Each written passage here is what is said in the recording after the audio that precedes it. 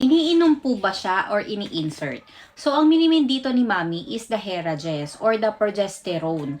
Ito pong uri ng gamot na to is para pampakapit, para maiwasan ang premature contraction at maiwasan ang preterm labor. Ang Herages po is brand lang siya, pero ang generic name is the progesterone. Ito po ay pwedeng i-take orally sa bibig, iinumin sa may kasamang tubig, pwede rin i-insert sa vagina. So, depende ito sa instruction ng OB mo or kung paano niya sa'yo ibibigay yung reseta.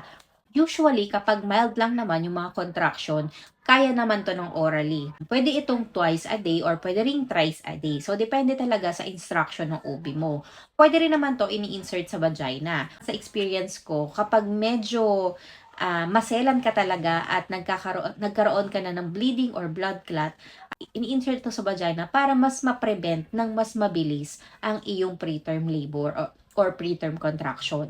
So, yun yung napapansin ko. Kapag mild lang, kaya i-take kahit orally. Pero kapag mas mabilis yung response, dapat kailangan ma-insert ito intravaginal. Yung instruction pa rin is depende pa rin sa doktor nyo. Pwede kasing 1 capsule lang, insert at night. Pwede namang 2 capsule, insert at night. Pwede rin na 1 capsule, insert in the morning and in the evening. So, depende nga talaga sa instruction ng OB nyo. So, kung ano man yun, kailangan sundin nyo lang. Kasi sila yung nakakaalam when it comes sa prevention para maiwasan nga ang preterm labor.